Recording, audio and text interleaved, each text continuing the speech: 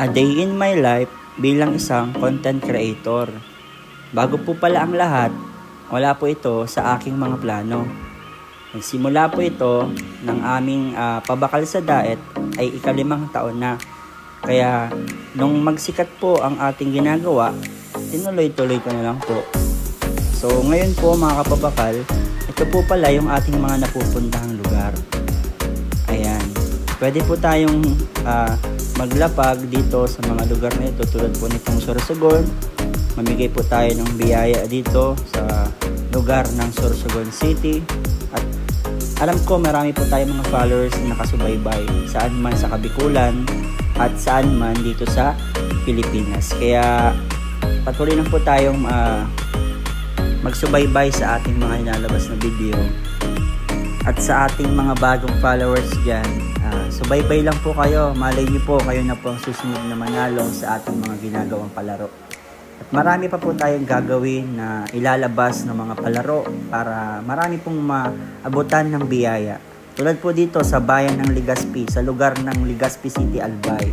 Alam ko po, meron po tayong mga followers dito sa lugar na ito na pwede po natin maabutan ng biyaya. Kaya marami po tayong ginagawa, hindi lang po sa paglapag sa mga lugar, kundi po sa pagpapahuli ng mga pera kung ilan po yun. At hindi lang po yun, ating mga last heart at ibaga pa pong klase, parapol. Pwede ko po kayong maabot kahit saan po kayong lugar.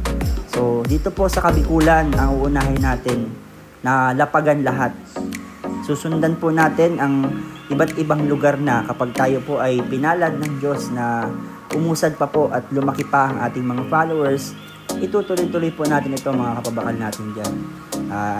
Inform ko lang po pala kayo, ito po ginagawa ko po ito hindi po para maging sikat, maging fame, hindi po makatulong po sa ating mga kababayan, hindi lang po sa Kabikulan kundi sa buong Pilipinas po. So ayun po, ngayon papunta po ito ng Baguio City, itong aming travel na ito. Kaya make sure po lang lagi kayo naka-follow sa aking page nang sa gayon po maabutan po kayo ng konting blessings po. Ayan po, ganito po kaganda ang Manila. Nasa Skyway po ito ngayon. At papunta po ito ng Baguio City. Dadaan po ito ng TPLEX. Kaya mga kapabakal, subaybay lang po kayo at follow po kayo sa ating page. Nang sa gayon po, maabutan po kayo ng konting biyaya mga kapabakal natin. So ito po, malapit na po tayo sa Baguio City. Ayan po. Yung pumunta po kami dito sa bagyong ito na sobrang grabe po yung fog, tapos may bagyo po nung time na ito, yung sobrang lakas po ng bagyo, kaya inabot po kami dyan ng bagyo. Nasa bagyo ka na, binagyo ka pa, di ba? So ayan yung Baguio City, dyan po kami ngayon nagtuloy dyan sa transient na yan, almost 5 days po. Kaya yung mga kapabakal natin dyan, alam ko pinahihinaan kayo ng loob lagi, araw-araw. Huwag po kayo mawawalan ng pag-asa. Darating po ang panahon, kayo naman po ang uusad, kayo naman po ang uunlad sa buhay niyo. Basta't magtiwala lang po lagi tayo sa itaas. Ano po mga kapabakal natin dyan? Kaya wag po tayong magsawang manalangin, wag po tayong magsawang dumulog sa presensya ng Panginoon. Kaya ito po, magagawa po ninyo itong mga bagay nito balang araw. Ano po?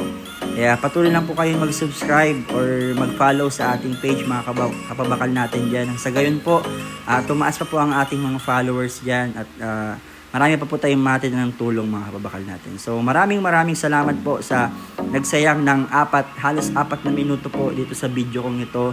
Kung nandito pa po kayo hanggang dulo, maraming salamat po sa inyo. God bless everyone and keep safe araw-araw. To God be the glory in the name of Jesus.